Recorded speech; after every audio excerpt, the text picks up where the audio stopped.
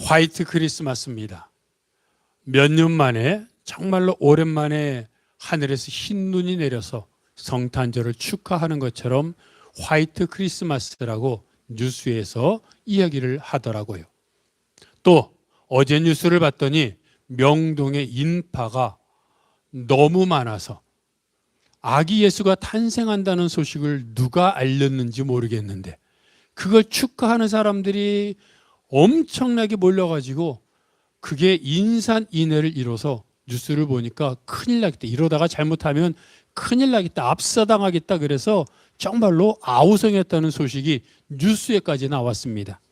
수많은 사람들이 하늘에서는 눈이 내리고 수많은 사람들이 명동에까지 가가지고 아기 예수의 탄생을 축하하는 이런 멋진 성탄절을 생각을 하니까 얼마나 감사한지 모르겠습니다. 그런데 잘 생각해 보니까 거기 명동에 간 사람들이 아기 예수를 축하하러 간 것인지 문득 의심이 들더라고요. 그들은 다들 연인들에게 데이트하고 선물 주려고 그리고 산타를 만나려고 이렇게 간 것이고, 사실 화이트 크리스마스라고 하지만 성탄절에 눈이 온다는 건 우리가 그냥 그랬으면 좋겠다라고 싶은 동심의 마음이지 이스라엘의 그 베들레헴에 눈이 왔겠습니까? 오지 않았지요. 생각해보면 성탄절이 이미 성탄절이 아닌지 오래되었습니다. 여러분 이미 아는 것처럼 유럽이나 특히 미국 같은 데는 메리 크리스마스를 그런 단어를 쓰는 것을 금지하는 사람, 그 회사도 있고 메리 크리스마스가 아니라 해피 홀리데이, 그냥 행복한 휴일이라고 일부러 말합니다. 예수, 성탄, 예수님의 탄생이라는 말을 사람들이 애써 지우고 있는 실정입니다. 이런 시대에 이런 상황 속에서 우리만큼은 성탄 감사하며 축복하며 서로에게 아기 예수가 탄생했다고 알려줘야 할 것입니다. 우리 옆에 있는 사람들에게 한번 인사해 봅시다. 제가 하는 말 그대로 해야 됩니다. 예수님이 탄생하셨대요. 예, 조금 더 진하게. 정말이에요? 예, 정말입니다. 예수님이 탄생하셨습니다. 대부분의 종교가 자기가 득도하고 수련을 해서 신의 반열에 오르라고 말하는데 유독 우리 기독교 복음만큼은 하늘에 계신 하나님, 하늘에 계신 아기 예수가 그 보좌를 버리고 이 땅에 내려오신 낮은 인간의 몸으로 오신 그것이 바로 복음입니다. 데이비드 플랫 목사가 인도네시아에 간 적이 있습니다. 몇 번 여러분들에게 얘기했는데 기억이 나신 분도 있을지 모르겠습니다. 인도네시아 사원, 거기는 유명한 무슬림으로 유명한 국가입니다. 이슬람 사원, 불교 사원을 갔는데 거기서 문득 불교 지도자와 무슬림 지도자 함께 이야기를 나눌 기회가 있었습니다. 그들의 열띤 토론을 나눕니다. 종교는 다 똑같은 겁니다.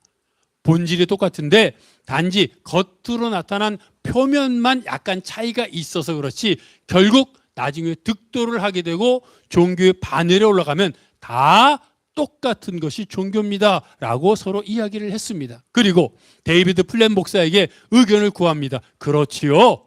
그랬더니 이야기를 듣던 데이비드 플랫 목사가 말합니다. 여러분들의 의견은 하나님을 비롯한 신이 산 꼭대기에 있고 우리는 산 기슭에 있는데 나는 여기서 오르고 불교 지도자는 저쪽에서 산을 오르고 무슬림 지도자는 이쪽에서 산을 오르는데 올라가는 방법은 다르지만 나중에 보면 산 정상에서 서로 만난다는 거지요. 그랬더니 그 불교 지도자와 무슬림 지도자가 우리 말을 정말로 잘 알아들으셨군요. 맞습니다. 그게 종교의 본질이라는 겁니다 라고 맞장구를 쳤습니다. 그때 데이비드 플랫 목사가 이렇게 말합니다. 그런데 말입니다. 그런데 하늘 산 꼭대기에 있던 하나님이 산 꼭대기에 있지 않고 지금 바로 우리가 사는 이 땅에까지 내려왔다면 어떠실 것 같습니까? 사람들이 노력하고 애쓰고 연단하여 산 위로 힘들게 올라오기를 기다리지 않고 그냥 그 신이, 그 하나님이 일부러 사람들을 만나려고 이 땅에까지 내려왔다면 어떨 것 같습니까? 그랬더니 불교 지도자와 무슬림 지도자가 그런 말을 처음 듣는다는 듯이 어리둥절하다가 이렇게 이야기를 하더랍니다. 야, 그거 참 멋진 말인데요? 신이 이 땅으로 내려오다니요? 그때 데이비드 플랫 목사가 그 기회를 놓치지 않고 말합니다. 그래요. 그럼 이 땅에 오신 그 예수를 내가 전해도 될까요? 여러분, 다른 종교는 내가 노력하고 금식하고 내가 돌을 닦고 산에 들어가 연단을 해서 신이 돼야 한다고 말합니다. 하지만 하나님은 그 높은 곳에서 이 땅으로 우리들이 알지도 못하던 때에 내려오셔서 우리가 득도하는 것이 아니라 연단하는 것이 아니라 그 하나님을 바라보기만 하면 구원을 주신다고 말씀하십니다. 그래서 감사한 겁니다. 그래서 아기 예수가 오신 것을 그렇게 우리가 기다린 겁니다. 그 예수가 오셨습니다. 문득문득 예수님을 생각해 보면 내가 예수를 안 믿었으면 어떻게 됐을까라는 생각을 가끔씩 해봅니다. 정말 비참했을 겁니다. 여러분, 살면서 힘들고 어려웠을 때가 얼마나 많았습니까? 돈 때문에, 또 사람들과 관계가 끊어져서, 무시당해서, 원하는 대로 안 돼서, 몸이 아파서, 관절, 허리, 또 기억력은 가물가물하고 이럴 때마다 얼마나 힘듭니까? 그런데 그런 나를 다시 일으켜 세웠던 것이 뭡니까? 예수님 아닙니까? 그래, 예수님 믿으니까 예수님이 나와 함께 하신다는데 지켜주겠지. 그리고 지금까지 살아온 것이 은혜인데 앞으로도 은혜로 살아가겠지. 이것 때문에 살아온 것 아닙니까? 그 아기 예수가 이 땅에 오셔서 우리들에게 은혜를 부어주시는데 무엇이 걱정입니까? 성탄절 감사, 성탄 감사 예배는 단지 오신 것을 축하하며 축복하며 당신 땅 샀다며 축하해, 잘 살아, 이게 아니라 오신 것에 대해 우리가 감사하며, 왜? 나에게 영향이 있으니까, 내 인생을 주관하는 거니까 축하가 아닌 감사하며 예배 드리는 겁니다. 그런데 오늘 본문을 보니까 그 은혜가 우리에게 어떤 영향을 끼치는지 말해주고 있는데, 첫 번째로 이렇게 말합니다. 지극히 높은 곳에서는 하나님께 영광이요. 여러분, 하나님이 어디 계시다고요? 지극히 높은 곳에 있습니다. 그냥 높은 곳에서는 이라고 말하면 될 것 같은데 성경은 높은 곳이 아니라 지극히 높은 곳에 있는 하나님이 영광이라고 말합니다. 왜 굳이 일부러 그런 단어를 썼을까요? 차원이 다른 겁니다. 여러분, 우리는 아무리 날고 긴다고 해도 IQ 160, 170, 어쩌면 200이 있을지 모르겠지만 그런다고 해도 우리는 피조물입니다. 아무리 재물이 많아도, 아무리 건강해도, 아무리 사회적 지위가 높아도 100살 넘으면 죽습니다. 혹 요즘 기술이 발달해서 130세까지 200세까지 무슨 30세 같은 건강으로 살 수 있다고 한다고 해도 결국 죽습니다. 아니, 200살까지 살면 뭐하고 300살까지 살면 뭐합니까? 그 후에는 죽음이 기다리고 있는 겁니다. 그런데 하나님은 창조주이십니다. 그 창조주이신 하나님이 우리를, 피조물인 우리를 자녀로 삼아 주셨는데 우리가 하나님의 뜻과 다르게 이 땅에서 내 마음대로 살고 내 것이라고 여기고 내가 하고 싶은 대로 사는 이런 삶에서 하나님을 발견하는 것, 하나님의 은혜를 입고 인생을 돌이키는 것, 그것이 바로 하나님께 영광이라는 겁니다. 베드로가 배를 갖고 있지 않았습니까? 근데 예수님이 베드로가 있던 베드로의 배를 타고 말씀을 전하신 후에 베드로에게 깊은 데로 가서 그물을 던지라 했습니다. 베드로는 순종했고 그물을 던졌는데 물고기가 너무 많아서 그 잡은 물고기를 두 배로 나눴는데 그 두 배가 가라앉을 만큼 잡았습니다. 얼마나 많이 잡았습니까? 그러면 우리는 기뻐서 춤을 춰야죠. 근데 베드로는 어떻게 했습니까? 다른 사람들은 기뻐서 와 엄청난 수확이다라고 좋아하는데 유독 베드로는 그 수확, 그 많은 물고기를 보고 예수님 앞에 달려옵니다. 그리고 예수님 앞에 무릎 꿇고 이렇게 말합니다. 주여 나를 떠나소서 나는 죄인입니다. 이해가 안 되지 않습니까? 물고기를 그렇게 많이 잡았으면 감사하며 덩실덩실 춤을 추면서 그리고 예수님 이번에는 어디로 그물을 던질까요? 저쪽?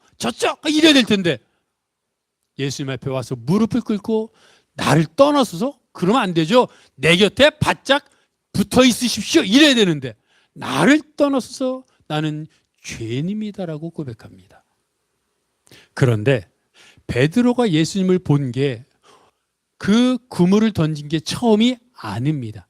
여러분 기억을 더듬어 보시면 베드로의 형제 안드레가 예수님을 만난 후에 베드로를 찾아와서 내가 메시아를 만났다 그리고 베드로를 예수님에게 데리고 갔습니다. 그리고 예수님은 베드로에게 원래 이름인 시몬 대신에 반석이라는 베드로의 별명을 주신 겁니다. 그리고 나서 시간이 지났기 때문에 아마도 베드로는 예수님을 몇 번 만났을 것이고 아마도 따라다녔을 겁니다. 그런데 여러분 이상하게도 아무런 변화가 없었습니다. 여전히 메시아인 예수님을 만났고 예수님의 말씀도 들었고 어쩌면 이적을 경험하는 이적을 행하는 걸 봤을지도 모릅니다. 그런데도 여전히 고기를 잡고 있고 여전히 자기 생활에 그냥 살고 있습니다. 큰 감동이 없었던 겁니다. 그러다가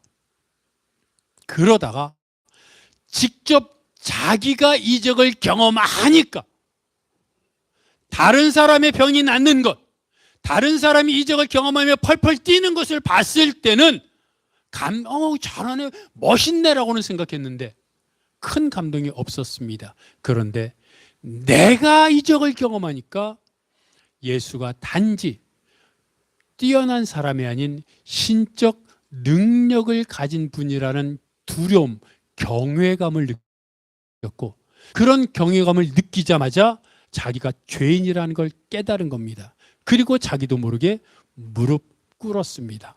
주여 나를 떠나소서. 내가 죄인입니다.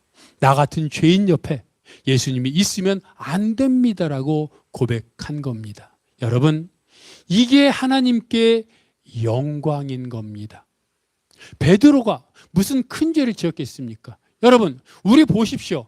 우리가 무슨 큰 죄를 지었겠습니까? 물론 돈 욕심내가지고 또는 그 돈 때문에 또는 자존심 상해서 화를 낼 때도 있고 때로는 욕심 부릴 때도 있고 때로는 뭐 이런저런 고만고만 흔히 말하는 이거 살다 보면 인간적으로 살지 않습니까? 그런데 그게 다 그렇게 사는 거라고 생각했는데 베드로도 그렇게 생각했는데 예수님으로부터 이적을 경험하다 보니까 그랬던 것이 얼마나 큰 죄악 덩어리인지를 깨달은 겁니다. 그래서 자기 맘대로 살던 사람이 내가 죄인임을 깨닫고 주님 앞에 돌아오는 것, 그게 하나님께는 커다란 영광인 겁니다. 거룩하신 하나님께서 유일한 흠과 점과 티가 있었다면 하나님의 자녀인 우리들이 자기 마음대로 사는 거였는데 그런 사람들이 자기 잘못을 깨닫고 하나님 앞에 돌아온 것, 그것만큼 하나님께 영광은 없는 겁니다. 영국에서 제2차 세계대전이 끝나고 나서 전쟁에 참가했던 군인들이 돌아오는 그런 시가 행진을 벌였습니다. 수많은 상원, 하원 귀족들이 도열해 있고 그리고 시민들이 막 몰려 있고 그리고 영국 여왕이 드디어 자리에 앉았습니다. 그랬더니 상원, 하원 귀족들도 자리에 앉고 사람들이 딱 서 있으니까 그때부터 이제 빵빠레가 울리면서 모든 군인들이 행진을 시작합니다. 육군, 해군, 그리고 공군. 그 뒤를 이어서 해병대가 다 걸어갔습니다. 그리고 조금 있으니까 작은 부대가 오고 있는데 걸음이 다른 부대보다 늦습니다. 그런데 그 부대를 보자 여왕이 그 자리에서 벌떡 일어났고 그리고 다른 상원, 하원 귀족들도 벌떡 일어났으며 도열에 있던 운집에 있던 그 모든 그 군중들이 환호성을 지르며 박수를 막 쳤습니다. 그들이 지나갈 때까지 커다랗게 소리 지르고 박수를 치고 그들을 찬양했습니다. 봤더니 상위 군인들로 이루어진 부대였습니다. 나라를 지키기 위해 자신의 손, 발, 자신의 신체 일부를 잃어버린 희생을 치른 그런 군인들을 보니까 그들 마음속에 자기도 모르게 경외감과 존경하는 마음이 들어서 자리에 앉아 있을 수 없어 여왕부터 벌떡 일어났고 모두가 박수치며 그들의 그 희생, 헌신, 용기에 그들의 경외감을 표현한 겁니다. 인생의 마지막 날 하늘나라로 입성할 때 천군 천사들이 쫙 도열해 있고 예수님이 앉아 있다가, 물론 우리가 하늘나라 가는 날짜는 다 다르지 않겠습니까? 근데 한 사람이라도 딱 하늘나라 들어가는데 그 들어가는 나의 모습 보더니 하나님 우편에 앉아있던 예수님이 벌떡 일어나 버선발로 달려와 나를 번쩍 안아준다면, 여러분, 그게 인생의 최고의 영광 아니겠습니까?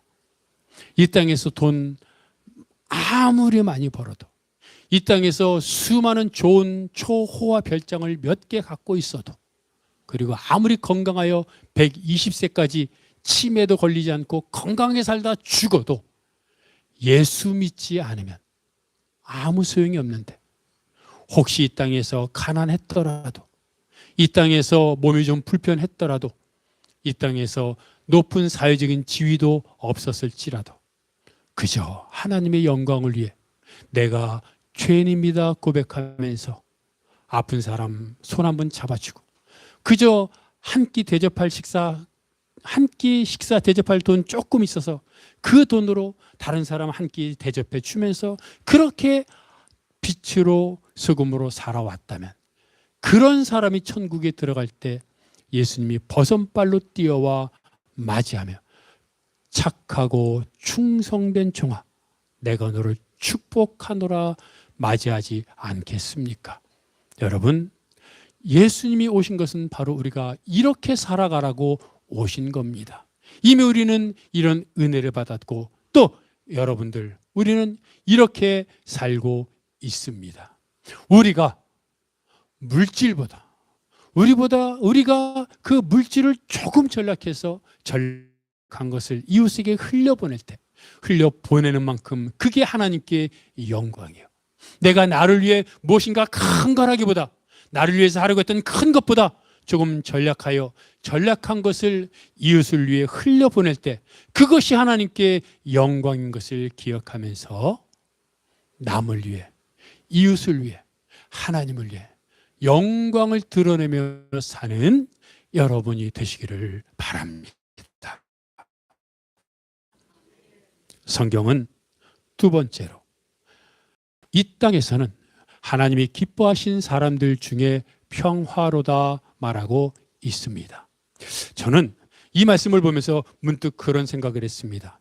하늘에서는 하나님께 영광이죠. 근데 하나님께 영광이라는 말은 무슨 말입니까? 하늘 전체가 들썩였다는 겁니다. 아기 예수가 이 땅에 오시는 것을 보고 하늘 전체가 들썩였습니다. 그리고 보십시오. 땅이 큽니까? 하늘이 큽니까? 비교할 수 없을 만큼 하늘이 크죠.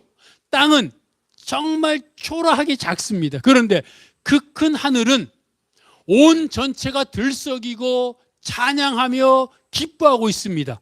그런데 땅에서, 그 정말 작은 땅에서는 뭐라고요? 모든 사람에게 평화라고 말하지 않습니다.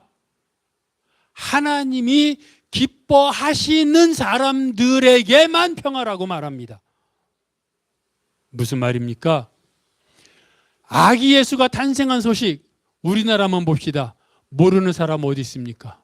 어제 명동에 몰렸던 인파들, 그들이 너무 사람이 모여가지고 뭐 여기저기서 경찰대로 호루락 소리 멈춰서세요, 저쪽으로 가세요, 막 엄청 힘들고 혼잡했다고 하는데 거기에 와서 데이트하고 그게 잘못됐다는 것 아닙니다. 그러나 그렇게 그것을 즐기려 갔던 사람들, 그들 중에 예수님이 탄생한 날이 성탄절이라는 거 모르는 사람이 어디 있겠습니까? 그런데 정작 정말로 성탄절에 하나님의 은혜를 누리는 사람은 적다고 하는 겁니다. 왜 그렇습니까? 성탄절은 누구나 맞이하고 복음은 누구나 듣습니다. 모든 사람에게 복음은 들려집니다. 모든 사람에게 아기 예수가 이 땅을, 사람을 구원하기 왔다는 것을 모르는 사람이 없을 만큼 모두 들었습니다. 그러나 그럼에도 불구하고 아기 예수가 이 땅에 오신 평안, 능력, 은혜를 경험하는 사람은 그걸 들은 사람이 아닌 그것을 믿는 사람에게만 주어진다는 겁니다. 여러분, 스스로 내가 나 스스로에게 자문하고 물어봐야 합니다. 예수가 그리스도임을 나는 믿습니까? 내 안에 정말 내가 주를 위해 살겠다고 고백하고 있습니까? 그 고백이 있어야 나에게 은혜가 있는 겁니다. 성경을 보면 베드로가 오순절 사건을 경험한 후에 복음을 전했습니다. 그랬더니 그 복음을 듣고 유대인들이 3,000명이나 회개하고 복음을 받아들였습니다. 엄청난 역사입니다. 그런데 또 사도행전 7장을 보면 스데반 집사가 복음을 전했더니 이번에는 복음을 들은 사람이 스데반에게 돌을 던져 스데반 집사를 죽였습니다. 같이 복음을 전했습니다. 그리고 베드로도 스데반도 성경에 보면 둘 다 성령 충만했습니다. 즉 그들이 전한 복음은 그들이 전한 것이 아니라 그들을 통해 성령님이 전한 겁니다. 그런데 성령님이 복음을 전했는데 어떤 사람들은 그 복음을 듣고 예수를 믿었고 어떤 사람들은 그 복음을 듣고 복음을 전한 스데반을 죽였습니다. 왜 이런 일이 전혀 상반된 결과가 나왔습니까? 성경을 보면 복음을 듣는 사람들의 마음이 달랐기 때문입니다.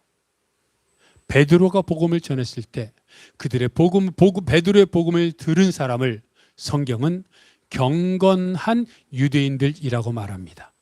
어떻게 해서든지 하나님의 말씀대로 살고 싶어하는 사람들이었습니다. 어떻게 해야 하나님을 기쁘시게 할까라고 고민하며 묵상하며 하나님을 즐겁게 하기 원했던 그들에게 복음이 전해지니까 그들을 변화시켰고 그들이 예수를 믿게 되었습니다.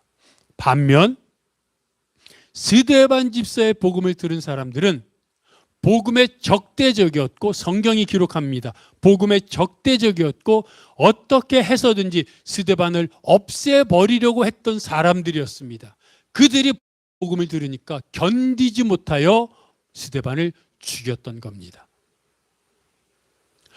흥미로운 것은 베드로의 설교를 들은 사람이나 스데반 집사의 설교를 들은 사람이나 성경을 보면 그들이 다 같이 느꼈던 감정이 있는데 성경에 똑같이 기록되어 있습니다.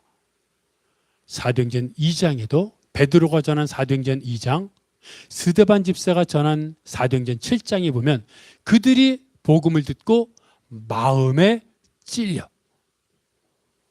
베드로 설교를 들은 사람도 마음에 찔렸습니다.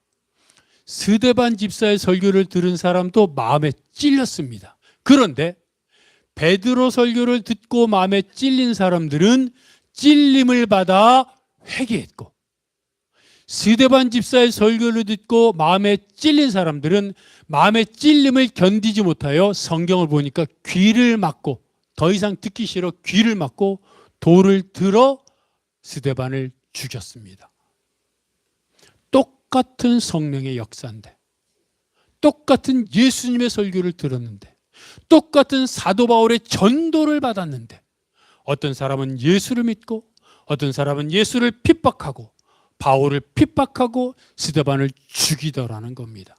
즉 어떤 상태의 마음을 가졌느냐에 따라 복음을 듣기도 하고 복음을 핍박하기도 하는 겁니다. 일본의 마지막 패잔병이라고 일컬어지는 오노다 히로오라고 하는 일본 군인이 있습니다. 1945년 8월에 일본이 패전했습니다. 항복을 선언했습니다. 그런데 이 고로다 히로오는 1944년 12월에 필리핀 마닐라 근처의 루뱅 섬으로 파견 나갔습니다. 일본군으로서 이미 전쟁에서 패색이 짙었지만 어쨌든 군인은 명령받아 싸워야 되니까 루뱅 섬으로 파견을 받아 그곳에서 전쟁을 했는데 이 고노다 히로오는 자신의 밑에 자신과 모두 합쳐서 250명의 일본 군인이 있고 그들을 지휘하는 지휘관이었습니다. 부임하자마자 미국의 폭격을 받아 207명이 죽었고 나머지 44명이 살아났는데 그들은 전쟁을 하는 게 아니라 살아남기 위해 숨어 다녀야 했습니다. 그러다가 숨어 다니다가 1945년 10월에 전단지를 받았는데 하늘에서 전단지가 뿌려져서 받았더니 이런 내용이었습니다. 1945년 8월에 일본군은 패망했고 패전했으니 일본군은 투항하라라는 전단지였습니다. 이미 10월이었으니까 패전한 지 항복한 지 2개월이나 지난 다음 아닙니까? 그런데 43명의 일본 군인들은 자신들이 패망했다는 소식을 믿지 않았습니다. 미군들의 작전이라고 생각했습니다. 그리고 또 1945년 12월 두 달 후인 12월에 다시 또 전단지가 내려와서 패전했으니 패망했으니 투항하라라고 계속 전단지가 내려옵니다. 그랬더니 43명의 일본 군인들 중에 대부분 군인들이 그 소식을 믿고 내려가서 투항했고 그들은 일본으로 돌아갔습니다. 남은 사람들은 고로다 히로를 포함해 4명이 남았다고 합니다. 그들은 끝까지 일본군이 패망했다고 믿지 않았고 그 필리핀 마닐라 근처에 있는 루뱅 섬에서 도망 다니며 근근히 생계를 유지하며 숨어 지냈습니다.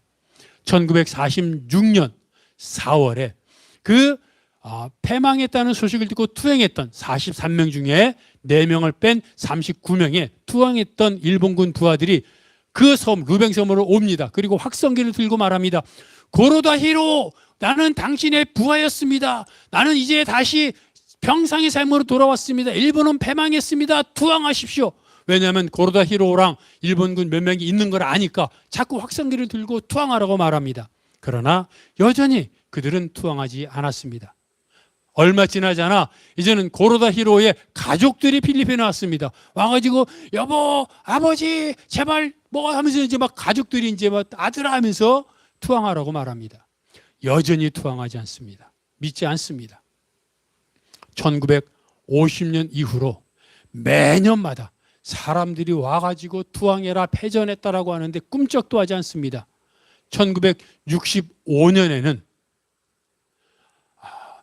필리핀 주재 일본 대사관에서 편지함을 만들어 그 고로다 히로가 다니는 골목 거기다가 편지함을 만들어 편지들, 일본 사람들이 보내는 편지 또 신문 이런 걸 갖다 넣어가지고 패전했다는 걸 알릴 수 있도록 해줬고 1965년에는 고로다 히로가 그 필리핀 원주민의 그 라디오를 탈취했습니다. 그래서 라디오를 들어보면 이미 일본군이 패망했다는 것 그리고 이미 평화가 왔다는 것 다 알게 되지 않았습니까?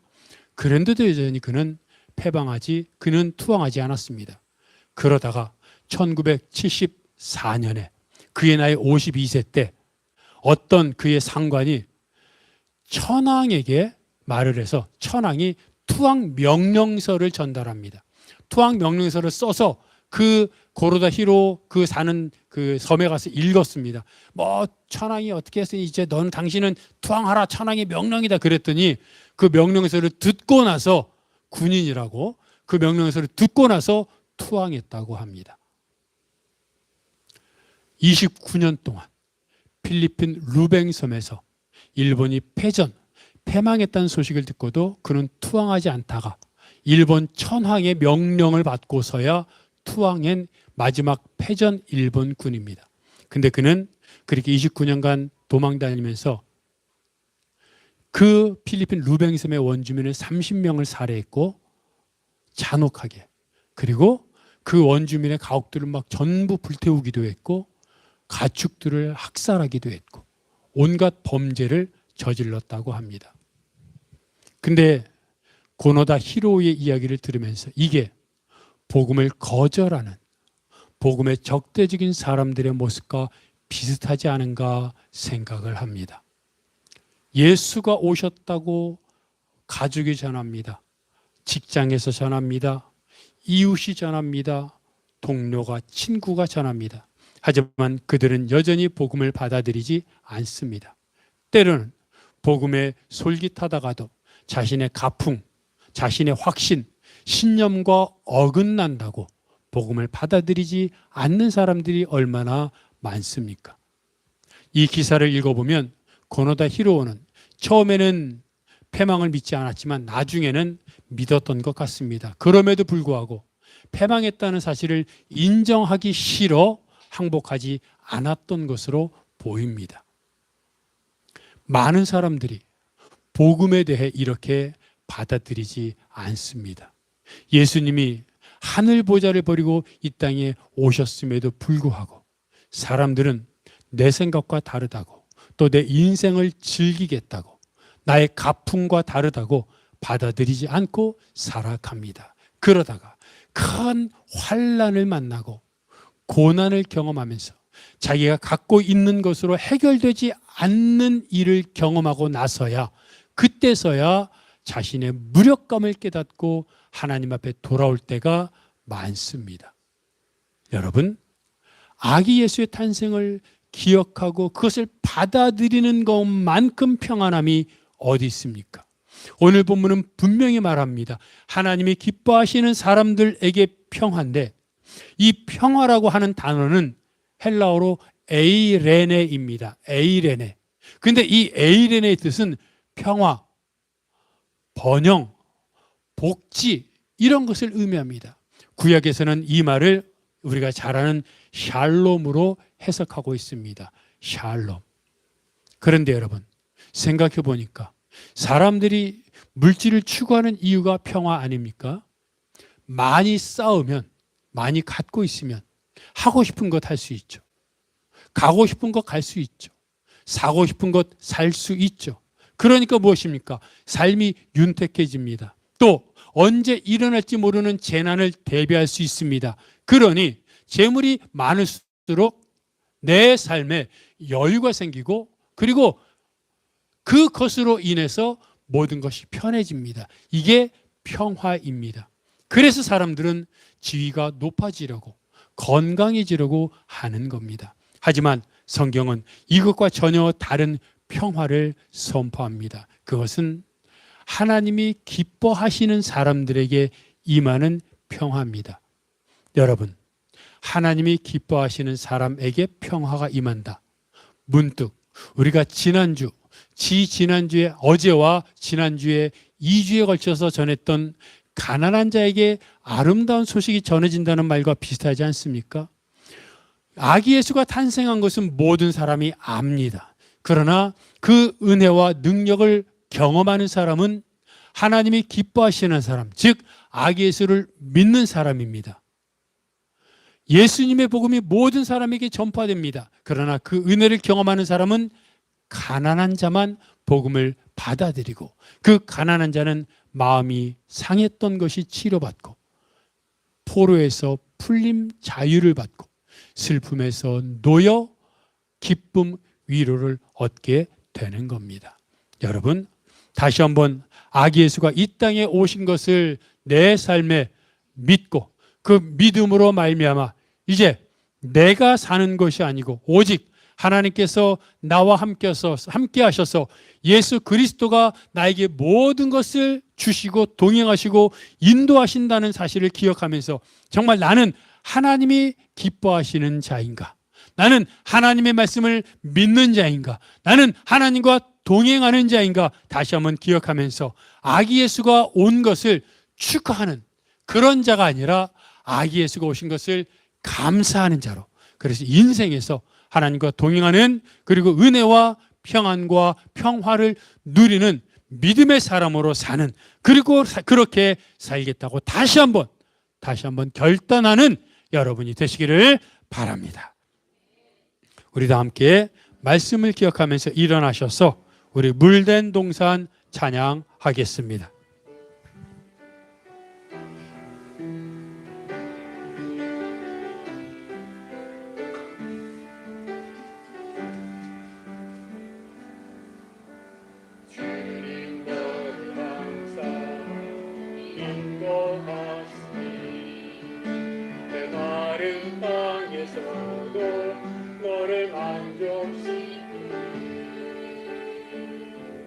너는 물든 동산과 있고 마르지 않는 샘 같으니 너는 물든 동산과 있고 마르지 않는 샘 다시 하겠습니다. 주님 너를 항상 인도하시니 내 마른 땅에서도 너를 만족시키니 너는 물된 동산과 있고 마르지 않는 샘 같으니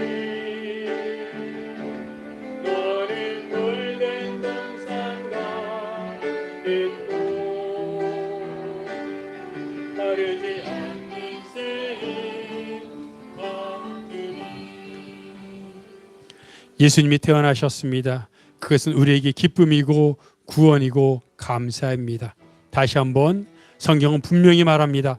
모든 사람에게 평안이 아니라 하나님이 기뻐하시는 아기 예수가 탄생하신 것을 믿고 그것을 내가 믿음으로 고백하는 사람에게만 평화라고 말합니다. 다시 한번 주님, 내가 주님을 믿습니다.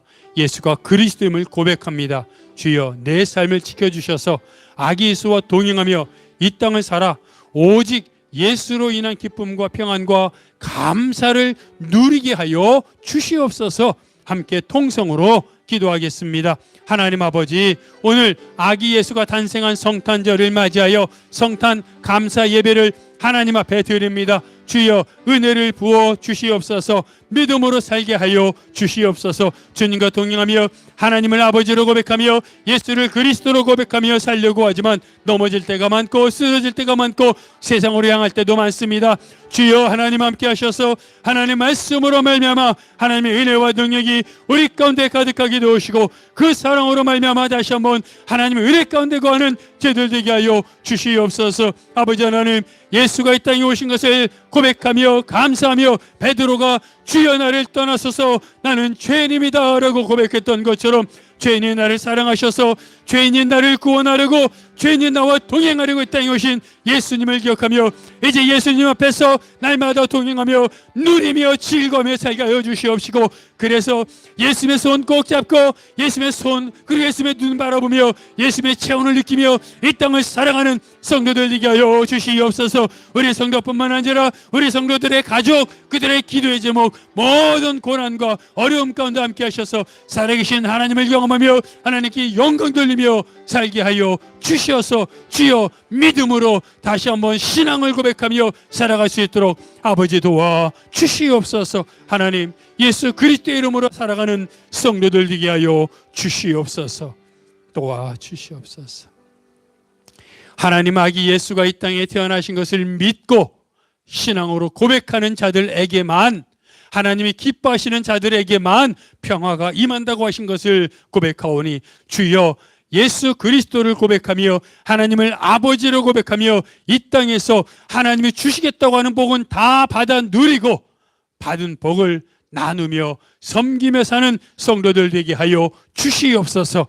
그래서 하나님을 바라볼 때 기뻐 눈물이 나며 기뻐 웃음이 나며 그래서 퍼주고 섬기고 나누고 그리고도 하나님 앞에 나아가 하나님이 더 많이 후히 되어 누르고 흔들어 넘치도록 하여 안겨주는 복을 받아 30배, 60배, 100배의 결실을 얻어 그래서 그것을 또 나누고 또 더 많이 받아 또 나누고 더 많이 받아 또 나누고 그런 삶을 사는 귀한 성도들, 가족들, 모든 사람들 되게 하여 주시옵소서.